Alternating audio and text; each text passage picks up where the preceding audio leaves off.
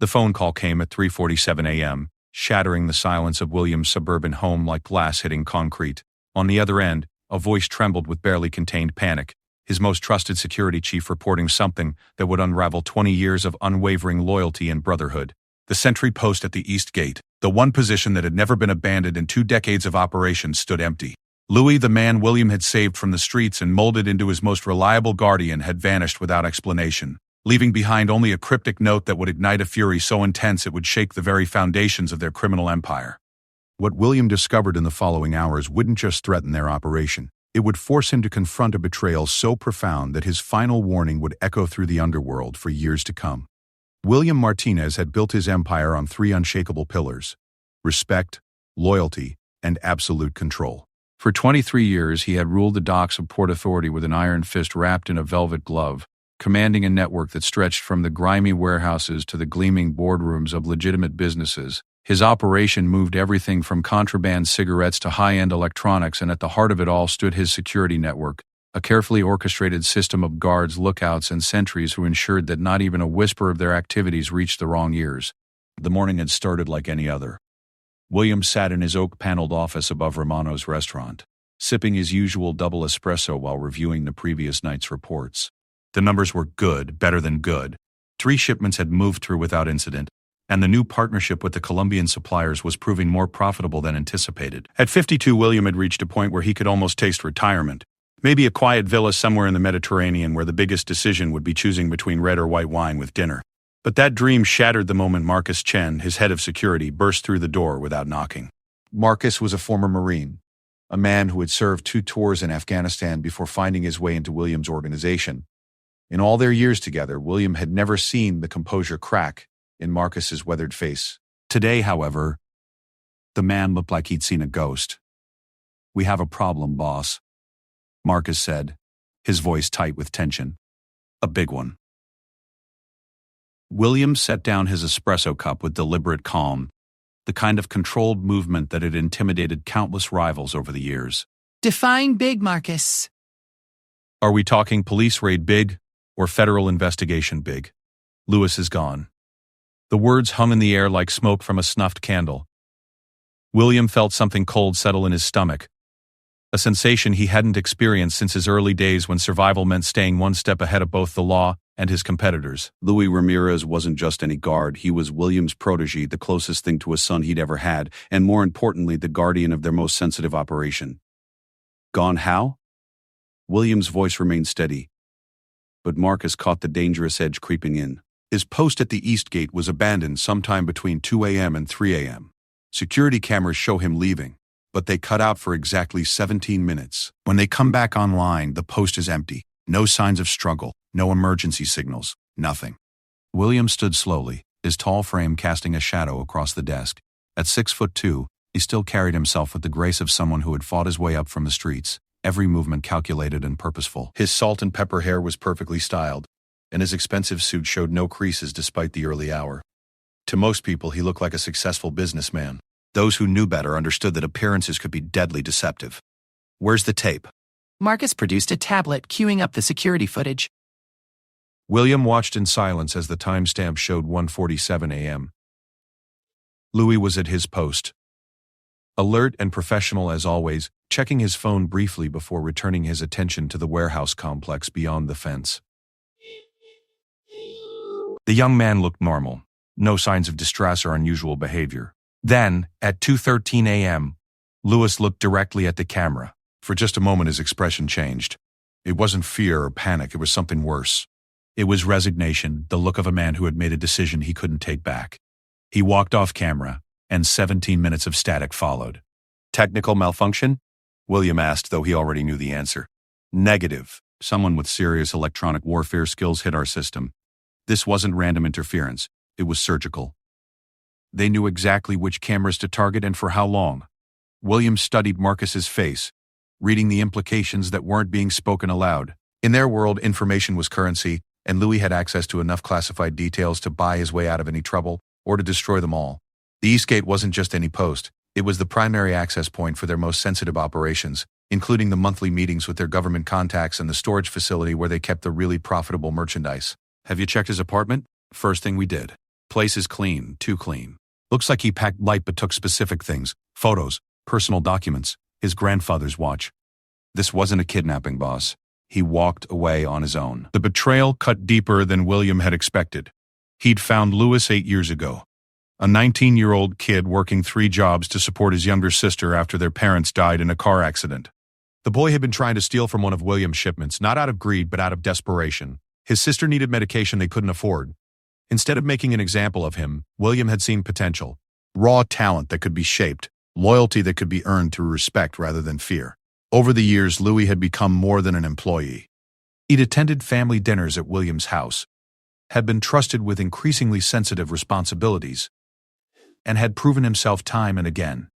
When William's own nephew had tried to set up a competing operation 2 years ago, it was Lewis who had uncovered the betrayal and handled the situation with both discretion and efficiency. What about his sister?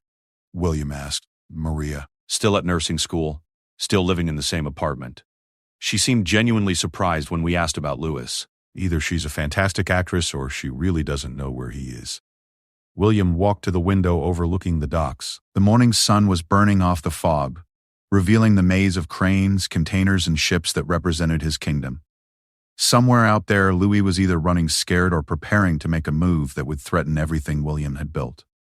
Pull everyone in, he said finally. I want every person who had contact with Lewis in the past month brought in for questioning. Check our communications, our schedules, our suppliers, everything. And Marcus? Yeah, boss. Find out who helped him. Those 17 minutes of camera footage didn't disappear by magic. Someone with resources and connections helped plan this. As Marcus left to execute the orders, William remained at the window, his mind racing through possibilities. In his experience, there were only 3 reasons a trusted man walked away from his post: money, love, or fear. The first 2 were manageable. Debts could be paid. Relationships could be threatened or eliminated. But fear was different.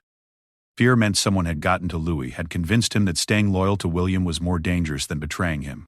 The phone on his desk rang, interrupting his thoughts. The caller ID showed a number he didn't recognize, but something about it seemed familiar. William picked up the phone, his voice carefully neutral. Martinez. William. The voice on the other end was calm, professional, and completely unknown. I believe you're looking for someone. Who is this? Someone who wants to help you understand why Louis left his post last night.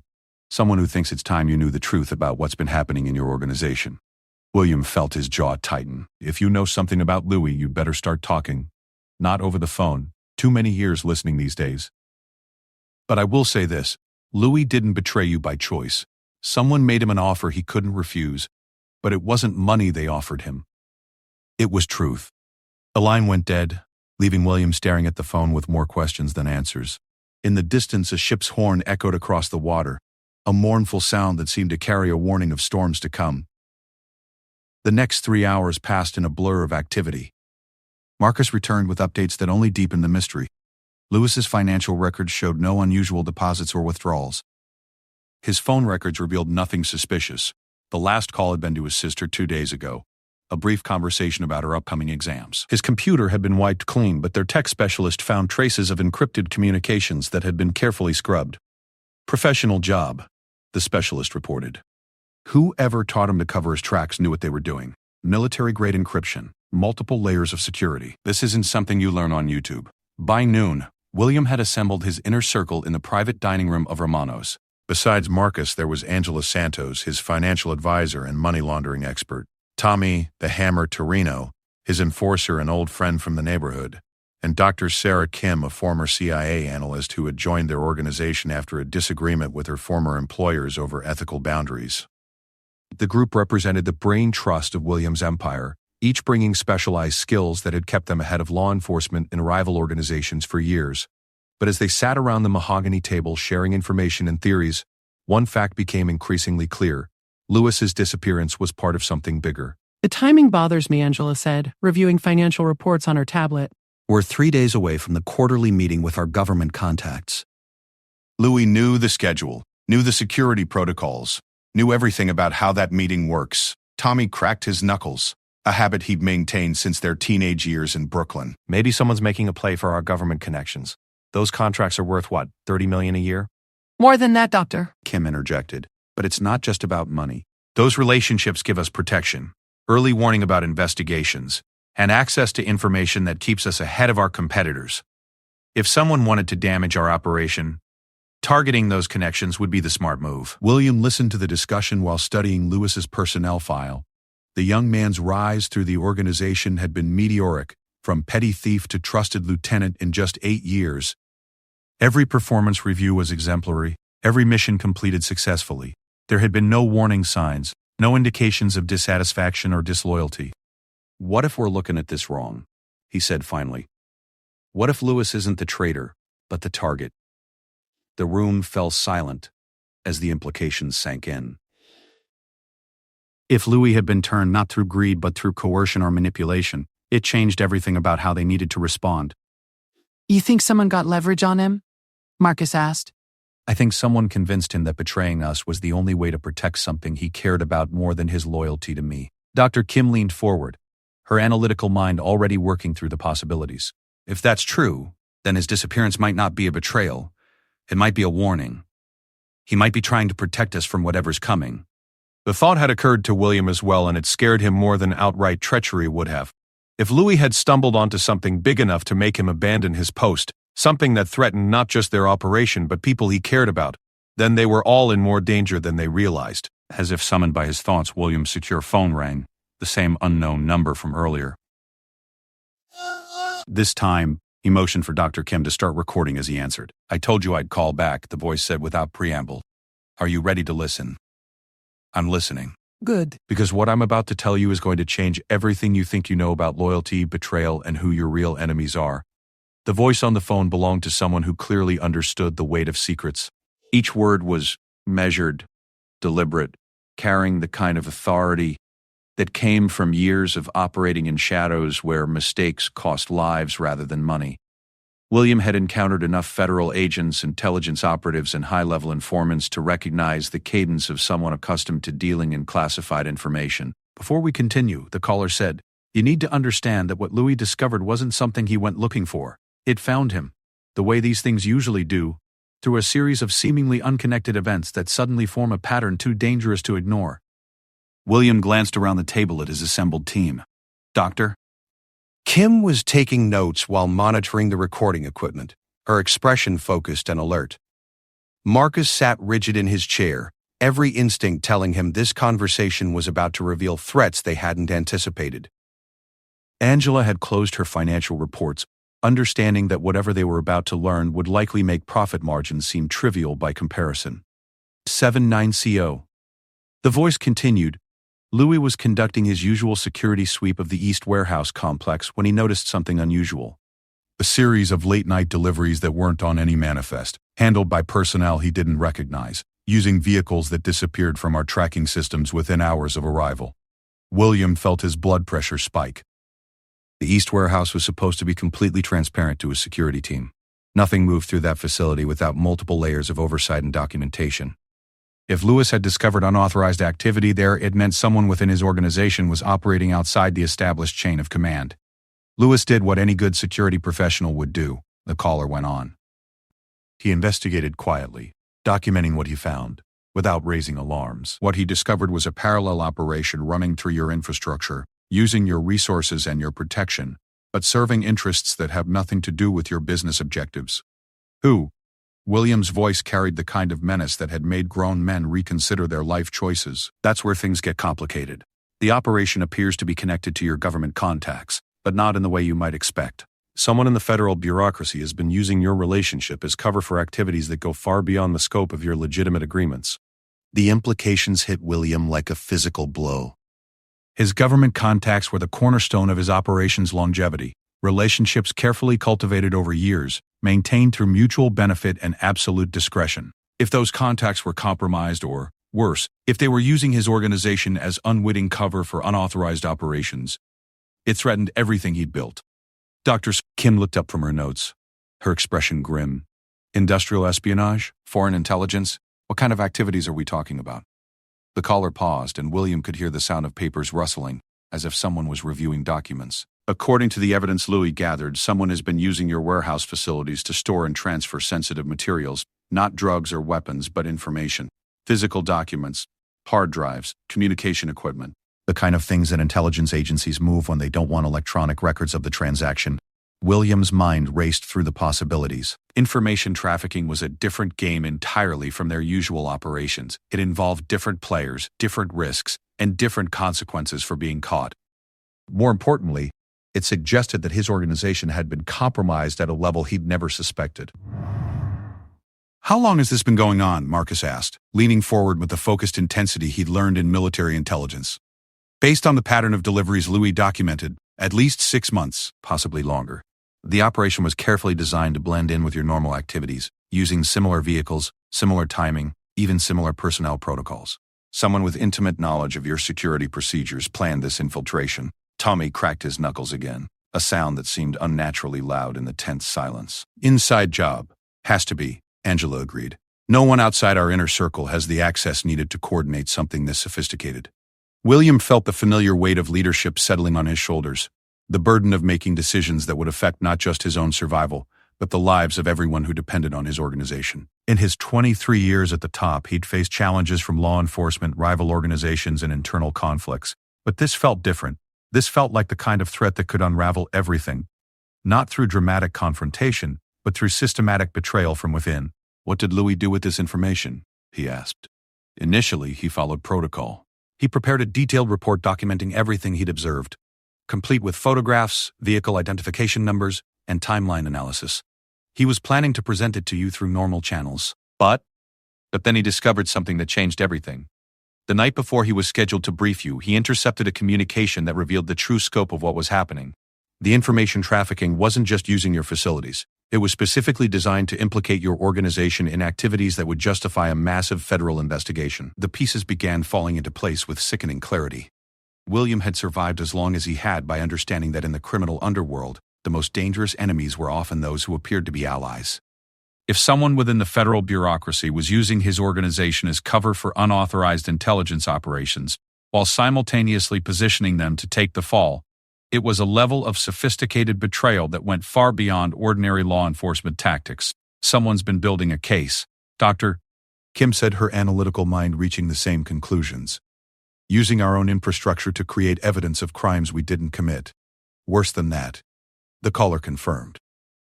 The materials being moved through your facilities include fabricated evidence designed to support charges of espionage, terrorist financing, and conspiracy against the United States government. If this operation continues, you won't just face prosecution for your actual activities. You'll face accusations that carry life sentences or execution. William stood and walked to the window, meeting movement to process what he was hearing. The docks stretched out before him, busy with the normal rhythm of legitimate commerce, mixed with the more profitable activities that had made his fortune. Somewhere in that maze of containers and warehouses, people he'd trusted with his life were systematically destroying everything he'd built. Why didn't Louis come to me directly, he asked. Because he discovered something else. The person coordinating this operation from inside your organization isn't someone you'd suspect. It's someone you trust completely, someone who's been part of your inner circle for years. Louis knew that bringing his concerns to you through normal channels would alert the traitor and probably get him killed. The revelation hit the room like a bomb blast. William turned from the window to study the faces of his assembled team, Marcus, Angela, Tommy, and Dr. Kim. Each of them had access to the information needed to coordinate the infiltration. Each had been trusted with the most sensitive details of his operation. Each had opportunities to meet with federal contacts without arousing suspicion. Louis went underground to protect both the evidence he'd gathered and his own life, the caller continued. But he also wanted to find a way to warn you without alerting the person responsible. That's why he left his post the way he did. Disappearing during the camera blackout was his signal that something was critically wrong. William felt a mixture of relief and admiration for his young protege. Even in the face of mortal danger, Louis had found a way to remain loyal while protecting himself. The seemingly inexplicable abandonment of his post was actually a carefully planned warning designed to alert William without revealing what he'd discovered to the wrong people. Where is Louis now? Marcus asked. Safe, but not for long. The people behind this operation have resources that extend far beyond your organization. They've been monitoring communications, tracking personnel movements, and preparing contingencies for various scenarios. Louis's disappearance has accelerated their timeline. Angela looked up from her phone, where she'd been running financial queries. I'm seeing some unusual activity in our operational accounts. Small transfers, nothing that would normally attract attention, but the pattern suggests someone's been testing our security protocols. Preparation for asset seizure, Dr. Kim said grimly. Standard federal procedure when building a major case. They map out all financial assets and establish the legal framework for seizing everything simultaneously. William returned to his chair, his mind shifting into the strategic mode that had kept him alive and prosperous for more than 2 decades.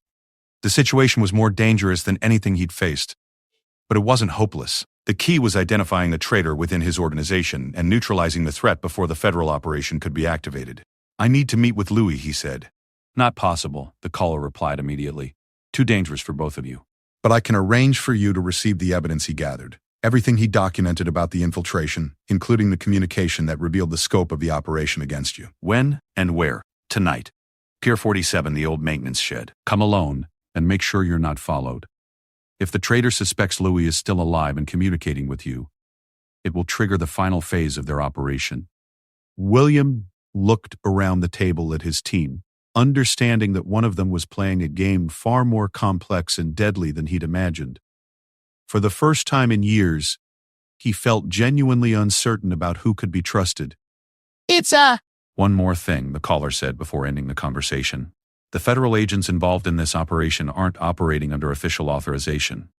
This is a rogue intelligence operation, which means they can't rely on normal legal protections. If things go wrong, they're as vulnerable as you are, which makes them even more dangerous. The line went dead, leaving William and his team in silence, broken only by the distant sounds of dock activity filtering through the windows. The weight of betrayal and impending catastrophe hung over the room like smoke from a building fire, visible, choking, and impossible to ignore. Tommy spoke first, his Brooklyn accent thick with anger. Whoever the rat is, when we find them, they're going to wish they'd never been born. Finding them is only the first step, Dr. Kim said, her voice clinical despite the personal stakes.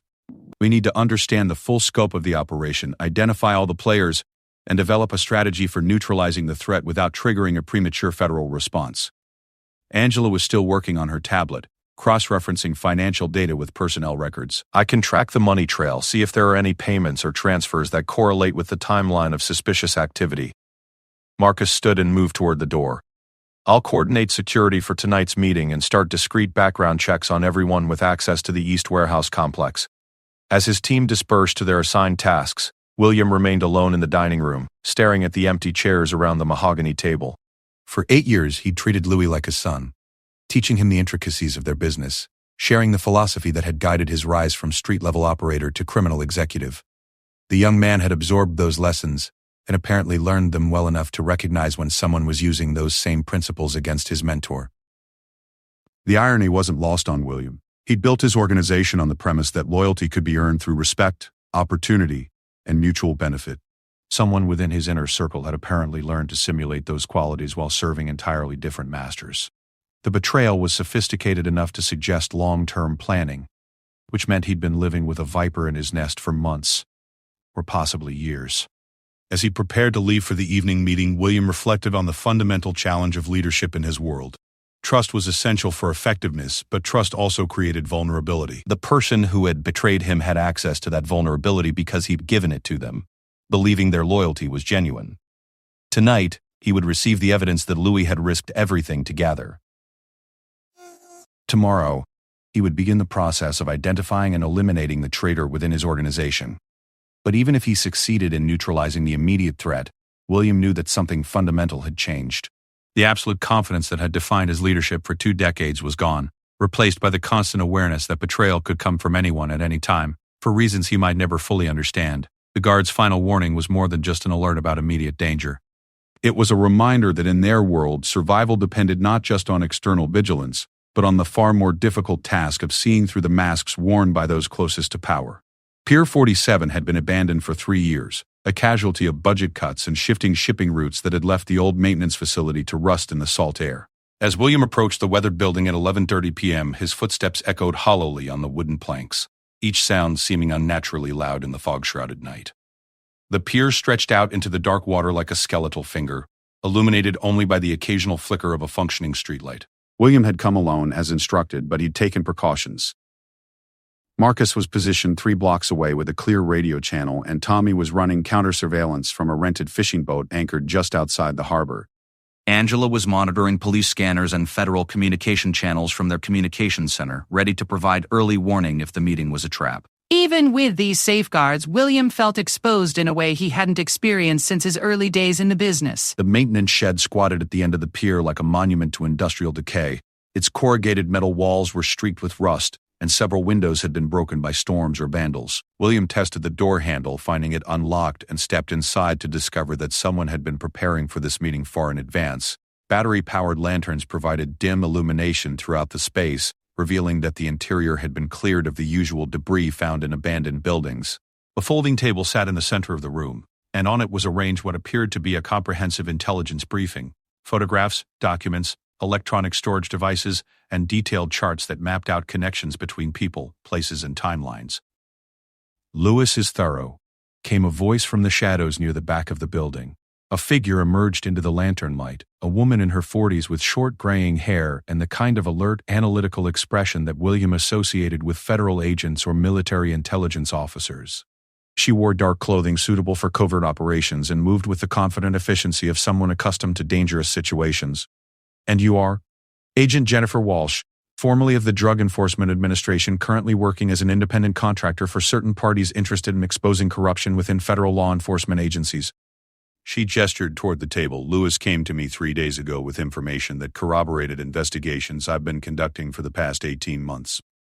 William approached the table cautiously, his eyes taking in the scope of the evidence while maintaining awareness of Walsh's position and potential escape routes. The photograph showed nighttime activities at his East warehouse, vehicles he didn't recognize, personnel he'd never seen, equipment being moved under cover of darkness.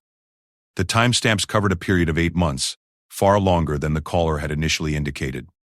"Someone's been very busy in my backyard," he said, picking up one of the photographs that showed a black SUV with government plates parked inside his supposedly secure facility. "More than busy. They've been systematically compromising your operation while building a case that will destroy not just your organization but several others that have similar relationships with federal agencies." Walsh moved to the opposite side of the table, maintaining professional distance while staying close enough to point out specific evidence. What Lewis discovered was part of a much larger operation designed to eliminate private contractors who become inconvenient to certain political interests.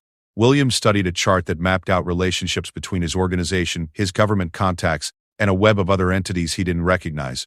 At the center of the diagram was a box labeled Operation Clean Slate, with lines connecting it to multiple federal agencies including the FBI, DEA, CIA, and several departments he'd never heard of. Clean Slate. An off-the-books intelligence operation designed to eliminate unofficial relationships between federal agencies and private contractors like yourself. The official justification is reducing corruption and improving oversight. The real purpose is to eliminate potential embarrassment by destroying the people who could reveal the extent of government collaboration with criminal organizations. The implications were staggering.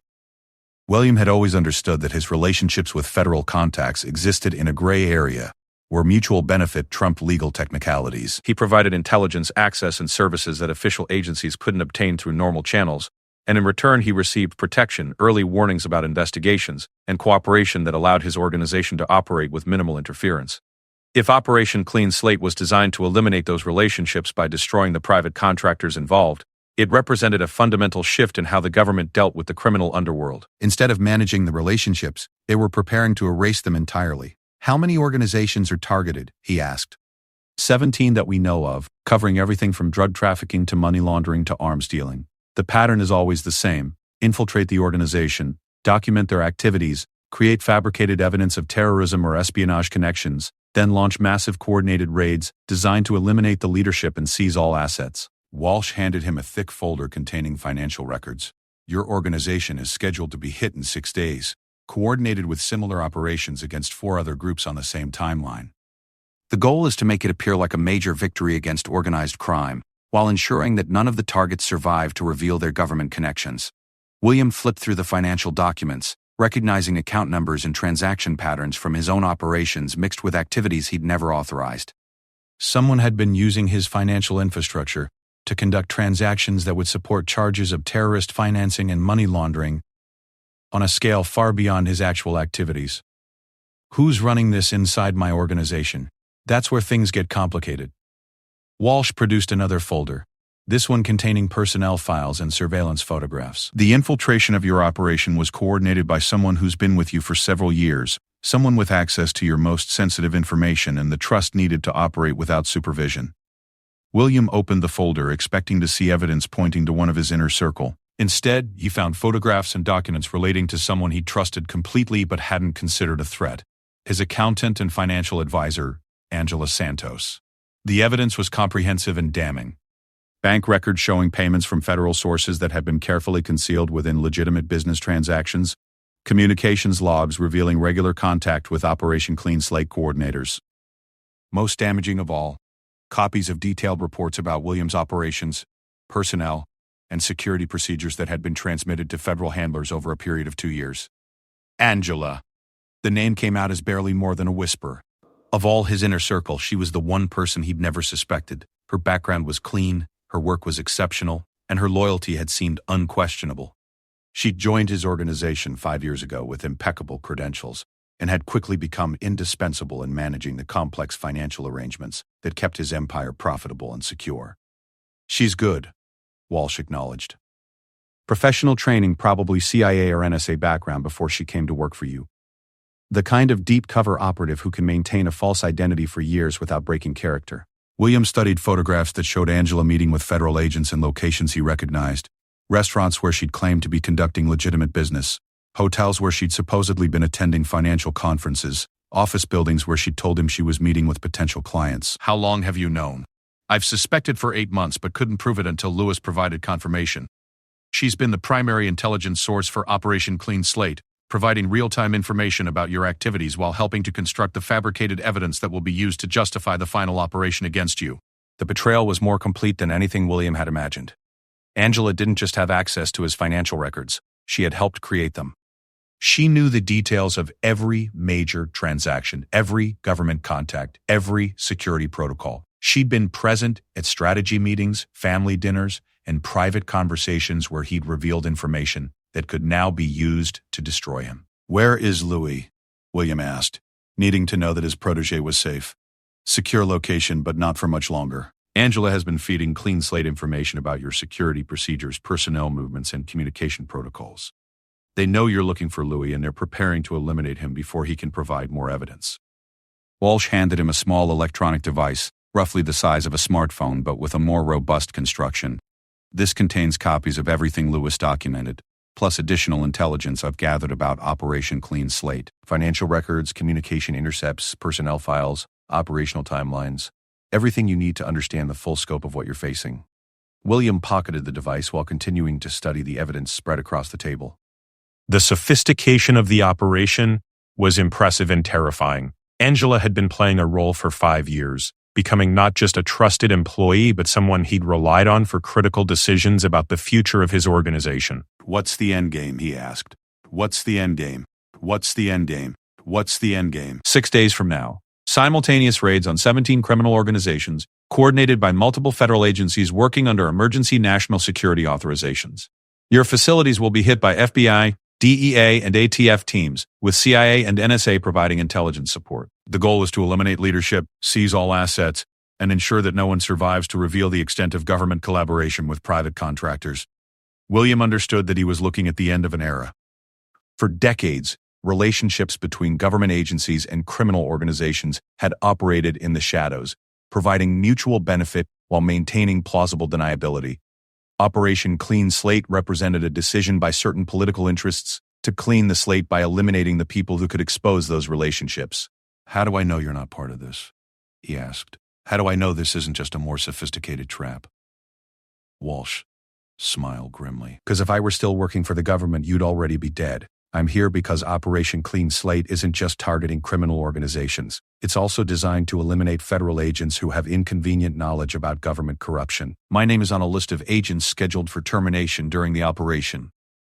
The revelation added another layer of complexity to the situation. If Walsh was telling the truth, then Operation Clean Slate was an internal purge designed to eliminate not just external threats but also federal personnel who could expose the corruption within government agencies. What do you want in return for this information? Help bringing down Operation Clean Slate from the inside. You have resources, connections, and motivation that I lack. Working together, we might be able to expose the operation before it can be executed. William looked around the abandoned maintenance shed, thinking about the irony of the situation. He'd spent his entire career avoiding federal agents, viewing them as natural enemies to be outwitted and abated. Now he was being asked to work with a rogue agent to fight against a corrupt government operation that threatened them both. I need to get back to my people, he said finally. Process this information and figure out our next move. Be careful who you trust, Walsh warned. Angela isn't the only infiltrator. Clean Slate has been running multiple operations for 2 years, and they've had time to place assets in various positions within targeted organizations. As William prepared to leave, Walsh handed him a secure communication device. This connects directly to me, encrypted and unmonitored. If you decide to work together, we can coordinate our efforts without risking exposure through normal channels. The walk back along the pier felt longer than the journey out, weighted down by the knowledge of betrayal and the magnitude of the threat he was facing. Angela had been more than an employee. She'd been trusted with information that could destroy not just his organization but his family and everyone who depended on his protection. By the time William reached his car, he'd begun formulating a plan that would require careful timing, absolute precision, and the kind of calculated risks that had defined his entire career. The guard's final warning had revealed more than just immediate danger. It had exposed a web of corruption and betrayal that reached from the streets to the highest levels of government. Now he had 6 days to turn the trap that had been set for him into a weapon against those who had created it. The game had changed, but William Martinez had survived by adapting to changing circumstances. This would be his most dangerous adaptation yet, but failure wasn't an option. Too many lives depended on his ability to outmaneuver enemies who had been planning his destruction for years. William returned from the pier meeting with the weight of betrayal settling into his bones like winter cold. The evidence device Walsh had given him contained enough information to destroy not just Angela's cover, but potentially several other infiltrators within his organization. As he drove through the empty streets toward his office, William found himself replaying 5 years of interactions with Angela, searching for signs he'd missed, moments when her mask might have slipped. Cheap and perfect, that was the problem.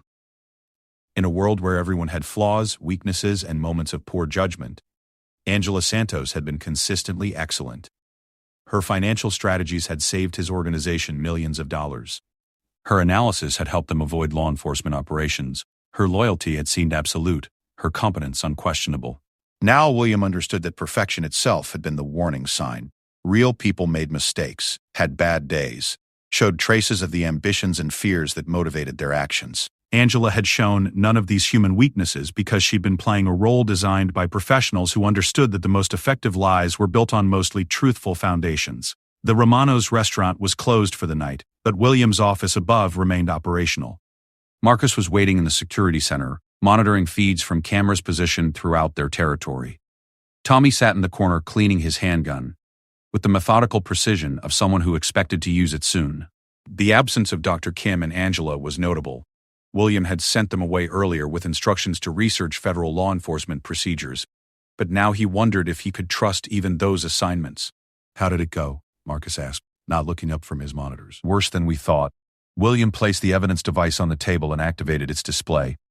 The infiltration goes back 5 years. Angela's been feeding information to a federal operation designed to eliminate us and 16 other organizations simultaneously. The silence that followed was profound and dangerous. Tommy stopped cleaning his weapon, his scarred hands frozen in the motion of threading a cleaning rod through the barrel. Marcus finally turned away from his monitors, his weathered face showing the kind of controlled anger that came from years of military discipline. Angela, Tommy said, the name coming out like a curse. That explains how they knew to hit the East warehouse during shift change, how they knew our security protocols, how they knew exactly which 17 minutes to black out the cameras. William spent the next hour walking his 2 most trusted lieutenants through the evidence, watching their expressions change from disbelief to anger to the kind of cold calculation that marked professional criminals preparing for war. The scope of Operation Clean Slate was staggering, a coordinated federal effort to eliminate decades of informal cooperation between government agencies and private contractors. Question is, Marcus said, studying personnel files on the device, how many others are compromised? If they placed Angela with us 5 years ago, what's to stop them from placing others more recently? Dr. Kim's only been with us 18 months, Tommy observed, right around the time this Clean Slate operation started ramping up. William had considered the same possibility. Dr. Kim's background was impressive. Former CIA analyst with legitimate grievances against her former employers, exactly the kind of person who might be recruited by a criminal organization needing sophisticated intelligence capabilities. But her grievances might also make her an ideal candidate for a federal operation seeking to place a second asset within his organization. We need to test them, he decided. Feed different information to Dr. Kim and see if it gets back to clean slate. What about Angela? Marcus asked. She's supposed to be back tomorrow morning for the weekly financial review. William looked at his watch. 2:47 a.m. In less than 6 hours, Angela would walk into his office, expecting to continue the charade that had been running for 5 years. She would sit at the conference table where he'd shared his deepest concerns about the organization's future, where she'd offered advice that had shaped critical decisions, where she'd pretended to care about the success and safety of people she was actively working to destroy. She comes back on schedule, William said. We act normal. Let her think we haven't discovered her real identity. Meanwhile, we use the information she's gathered to feed false intelligence back to clean slate. Tommy grinned with the predatory satisfaction of someone who understood that the hunting season was about to begin. Turn the trap back on them. Exactly. But we need to be subtle. If Angela suspects we've identified her, she'll activate whatever emergency protocols Clean Slate has established for blown operations. The next several hours were spent in careful planning. Williams' organization had survived for more than 2 decades because he understood the importance of preparation, contingency planning, and maintaining multiple layers of security. Now those same principles would be applied to fighting a covert war against federal agents who thought they held all the advantages. By 7 a.m., William was back in his normal office, reviewing financial reports and preparing for the day as if nothing had changed. His secure phone had received 2 messages from Walsh. Operation Clean Slate was accelerating their timeline, possibly because they suspected their infiltration had been detected, and Lewis was being moved to a more secure location after intelligence indicated federal agents were closing in on his previous hideout. Angela arrived at exactly 8:30 a.m., carrying her usual selection of financial reports, market analyses, and strategic recommendations. She looked the same as always, professionally dressed, alert, competent. Every inch the dedicated financial advisor who had helped build his empire into a sophisticated operation capable of competing with much larger organizations. "Good morning, William," she said, settling into her usual chair across from his desk. "I have the quarterly projections you requested, plus some analysis of the new money laundering regulations that could affect our offshore operations." William watched her face carefully, looking for any sign that she knew their meeting at the pier had compromised her cover. Angela showed nothing beyond professional focus and the slight concern that always marked her discussions of regulatory challenges. "Before we get to that," William said, "I wanted to discuss some security concerns Marcus raised yesterday. He thinks we might have been infiltrated. The test was subtle but decisive. If Angela was truly working for Clean Slate, it's about an interesting process. The test was also subtle but decisive infections. Her response would tell him whether she was simply a skilled infiltrator or someone with training in counterintelligence and crisis management." Angela's expression shifted to alert concern, but nothing in her body language suggested panic or preparation for emergency action. "What kind of infiltration? Law enforcement? Rival organizations?" Unknown at this point. Marcus found some irregularities in personnel records, communication logs that don't match our internal systems, that sort of thing.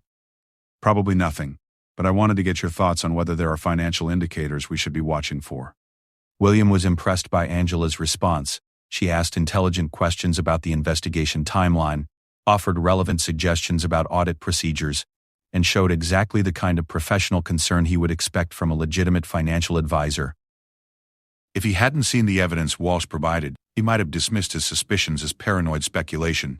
But the evidence was conclusive, and William found himself studying Angela with new appreciation for the complexity of her deception. She wasn't just pretending to be loyal. She was actively contributing to the organization's success while gathering the information needed to destroy it. The contradiction was almost philosophical in its implications. "I'll run a comprehensive audit of all financial transactions from the past 6 months," Angela offered. "If someone's been siphoning funds or manipulating our accounts, the patterns should show up in a detailed analysis." Good. "But keep it quiet for now. If we do have an infiltrator, I don't want them to know we're looking." Angela nodded and began organizing her materials to leave. As she gathered her papers, William made his decision about how to proceed. The original plan had been to maintain the deception while feeding false information back to Clean Slate, but watching Angela's performance had convinced him that a more direct approach might be more effective. Actually, before you go, he said casually, there's something else we need to discuss. Angela paused in her organization of documents, looking up with polite attention. Of course. William reached into his desk drawer and withdrew several photographs from the evidence package Walsh had provided. He placed them on the desk where Angela could see them clearly. Images of her meeting with federal agents, copies of reports she'd transmitted to Clean Slate handlers, financial records showing payments from government sources. The change in Angela's expression was subtle but complete. The mask of professional concern disappeared, replaced by the alert calculation of someone whose cover had been blown. She didn't panic, didn't deny the evidence, didn't attempt to maintain her deception. Instead, she sat back in her chair and studied William with the same analytical intensity he'd seen her apply to complex financial problems. "How long have you known?" she asked, her voice carrying a different accent than the one she'd used for 5 years. "Since last night, though I'm beginning to think I should have figured it out sooner." Angela, or whatever her real name was, smiled with what might have been genuine respect. "You weren't supposed to figure it out at all. The operation was designed to eliminate you before you could discover the infiltration. Operation Clean Slate, among other names. The bureaucracy loves its euphemisms." Angela's transformation was remarkable to watch. The careful posture and measured speech patterns of a financial advisor had been replaced by the confident bearing of someone accustomed to high-stakes intelligence operations. 5 years is a long time to maintain a cover identity, William observed. "This is the book about history. This is the book about history. Must have been challenging pretending to care about people you were planning to destroy." "Actually, that was the easy part. You're good people, William. Better than most of the targets Clean Slate has gone after. If the decision were mine, I'd find a way to resolve this without anyone getting hurt." William found her admission both surprising and somehow reassuring. Even professional betrayal could apparently be complicated by genuine human emotions. "But the decision isn't yours." No. "The operation has momentum now. Political support at levels far above my pay grade. Too many people have invested too much in Clean Slate's success for it to be stopped by individual preferences." William leaned back in his chair, studying the woman who had been both his trusted advisor and his most dangerous enemy. "What happens next? That depends on you. Clean Slate has contingency plans for blown operations, but implementing them would require sacrificing other objectives. If you're willing to negotiate, there might be alternatives that serve everyone's interests." The suggestion was intriguing, but William had learned not to trust offers that seemed too convenient. What kind of alternatives? Controlled demolition instead of total destruction. You cooperate with certain aspects of Clean Slate, provide information about other targeted organizations, help ensure the operation succeeds against our primary objectives. In return, your organization survives, with modified leadership and oversight. William considered the offer, understanding the appeal and the trap it represented. Cooperating with Clean Slate would probably save his life and might preserve portions of his organization, but it would also make him complicit in the destruction of other groups who had committed no greater crimes than he had. "Tempting," he said finally, "but I've got a better idea." Angela raised an eyebrow, her professional curiosity apparently genuine. "I'm listening. They're going to help me destroy Operation Clean Slate from the inside." The silence that followed was charged with possibility and danger. Angela studied William's face, apparently trying to determine whether his suggestion was serious or simply a prelude to violence. William maintained eye contact, letting her see the calculation and determination that had kept him alive and successful for more than 2 decades. "That would be treason," she said finally. "Would it? Or would it be exposing a corrupt operation that violates federal law and constitutional protections?" Angela smiled, and for the first time since he'd known her, William thought he might be seeing her genuine personality, rather than a carefully constructed facade. "You know that's exactly the kind of argument that might work with the right people." The confrontation had taken an unexpected turn, but William recognized opportunity when he saw it. Angela's willingness to even consider betraying Clean Slate suggested that the operation had internal opponents, people within the federal bureaucracy who might be convinced to work against their own agencies if presented with compelling evidence of corruption and illegal activity. The transformation of Angela from trusted advisor to potential ally in the fight against Operation Clean Slate marked the beginning of the most complex and dangerous period of William's career. Over the next 48 hours, his organization became the center of a 3-way chess game involving federal agents, corrupt officials, and criminal organizations that span multiple states and jurisdictions. Angela's real name was Lieutenant Commander Sarah Chen, a 15-year veteran of naval intelligence who had been recruited for Operation Clean Slate 18 months earlier. Her cover identity had been so complete that even her Clean Slate handlers believed she was a former CIA analyst named Angela Santos. The deception within deception was designed to protect the operation's true scope from potential leaks within federal agencies. The people running Clean Slate don't trust their own people, Sarah explained during a secure meeting in William's private office. Everyone involved knows only part of the operation. I was told it was about eliminating corruption in federal law enforcement, not about protecting political careers by destroying inconvenient witnesses. William found himself genuinely impressed by the sophistication of the operation and the dedication of the people involved. Sarah had spent 5 years building a cover identity so convincing that she'd become emotionally invested in the success of his organization. Her financial advice had been genuinely valuable, her loyalty apparently sincere, even while she was systematically documenting everything needed to destroy him. "What changed your mind about cooperating?" he asked. 3 things. First, I discovered that Clean Slate isn't just targeting criminal organizations, it's also designed to eliminate federal agents who have inconvenient knowledge about government corruption. My name is on a termination list that includes 47 current and former agents. The revelation confirmed Walsh's warnings about the operation's true scope. Clean Slate wasn't just about cleaning up federal relationships with criminal organizations. It was about eliminating anyone who could expose the extent of government collaboration with illegal activities. Second, I realized that the fabricated evidence being prepared against your organization includes charges that would justify execution under anti-terrorism statutes. The people running Clean Slate aren't planning to arrest you, they're planning to kill you and everyone associated with your operation. William had suspected as much, but hearing confirmation from someone with access to the operational plans was sobering. The federal government had decided that his organization and others like it represented a threat that couldn't be managed through normal law enforcement procedures. And third, Sarah's expression softened slightly, showing what William thought might be genuine emotion. After 5 years of working with your people, watching how you operate, seeing the loyalty you inspire and the way you protect the people who depend on you, I realize that you're better people than the ones trying to destroy you. Clean Slate is being run by bureaucrats who see people as disposable assets in political calculations. You see them as family. The compliment was unexpected and touched something in William that he'd thought had been hardened by decades of criminal activity. He'd always tried to run his organization according to principles that went beyond simple profit maximization, but he'd never expected those principles to be recognized by federal agents trained to see him as an enemy. So what do you propose we do about it?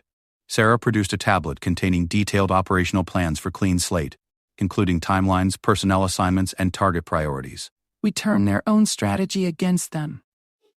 Clean Slate depends on coordination between multiple federal agencies, each of which believes they're participating in a legitimate law enforcement operation. If we can expose the fabricated evidence and the true purpose of the operation, we can turn those agencies against each other. The plan Sarah outlined was audacious in its scope and complexity. Using her access to Clean Slate communications, they would feed false information back to the operation's controllers, while simultaneously providing evidence of the fabricated charges to federal agents who weren't part of the conspiracy. The goal was to create chaos within the federal bureaucracy while positioning Williams' organization as cooperative witnesses rather than criminal targets. "The key is timing," Sarah explained. Clean Slate is scheduled to execute simultaneous raids in 4 days. If we can expose the operation 24 hours before the raids, we can force the legitimate federal agents to investigate the corruption within their own agencies, instead of attacking the targeted organizations. Williams studied the operational plans, understanding both the potential for success and the enormous risks involved. If their counter-operation failed, it would trigger the immediate execution of Clean Slate with even more severe consequences than originally planned. But if it succeeded, it could expose a level of federal corruption that would reshape law enforcement for years to come. What about Lewis and Walsh? Lewis is secure with Walsh at a location outside federal jurisdiction. They've been documenting additional evidence about Clean Slate's operations, including financial records showing how the operation has been funded through off-the-books intelligence budgets. The mention of Lewis reminded William why this entire crisis had begun. His young protege's commitment to loyalty and truth had exposed a web of corruption that reached from the docks to Washington, D.C. The guard's final warning had been more than just an alert about immediate danger.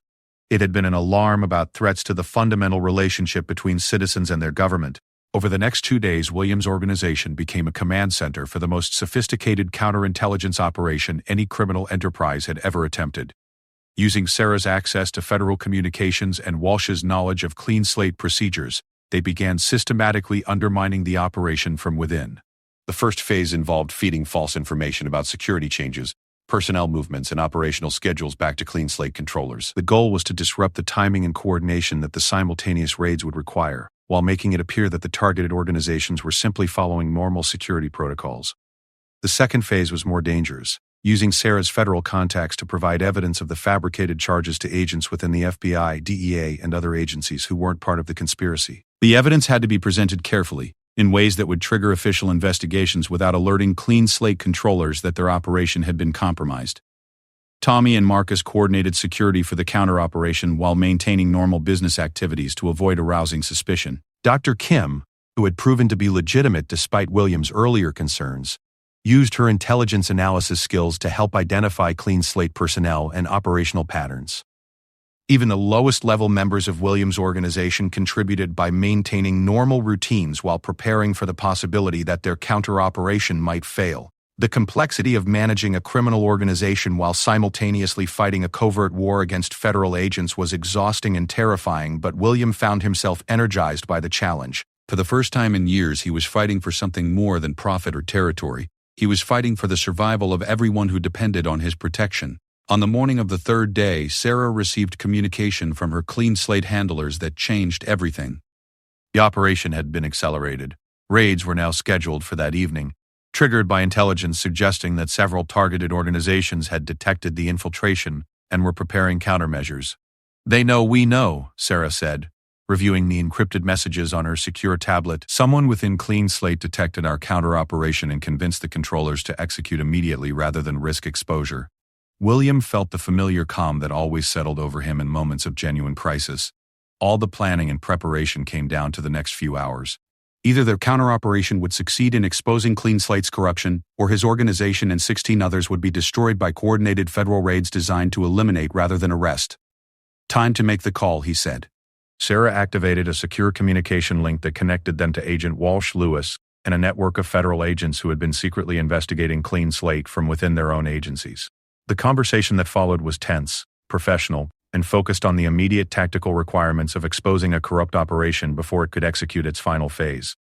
"Evidence packages have been delivered to congressional oversight committees, federal judges, and media contacts," Walsh reported.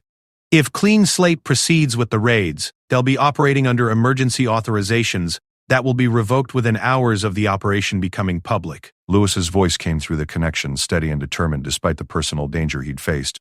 "Financial records showing the off-the-books funding for Clean Slate have been provided to the Treasury Inspector General and the Government Accountability Office.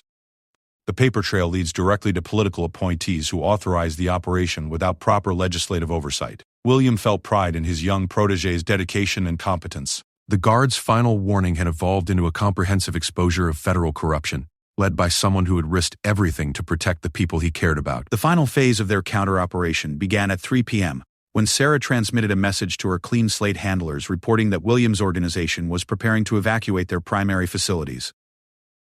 The message was designed to trigger immediate federal response while ensuring that the raids would encounter prepared positions rather than vulnerable targets. At 6 p.m., federal agents from multiple agencies began surrounding Williams' facilities, preparing for coordinated strikes designed to eliminate everyone inside. But instead of finding confused criminals ready for slaughter, they encountered organized resistance from people who had been preparing for exactly this scenario. More importantly, they found themselves operating under emergency authorizations that were simultaneously being revoked by federal judges who had received evidence of the fabricated charges and corrupt operation. Within 2 hours of beginning their raids, the federal agents found themselves subject to investigation by their own internal affairs departments and congressional oversight committees. The collapse of Operation Clean Slate was swift and comprehensive. Federal agents who had believed they were participating in legitimate law enforcement operations discovered that they had been manipulated into a corrupt scheme designed to protect political careers by eliminating inconvenient witnesses. The evidence provided by Williams' counter-operation exposed not just the immediate conspiracy but a pattern of federal corruption that had been operating for years. In the aftermath, William found himself in the unprecedented position of being a criminal organization leader who was simultaneously a protected witness in federal investigations of government corruption. His relationship with federal agencies had been fundamentally transformed. Instead of being tolerated as a necessary evil, His organization was now valued as a source of intelligence about other corrupt operations within the government. Lewis returned to his position as head of security, but his role had evolved beyond protecting Williams' criminal enterprise.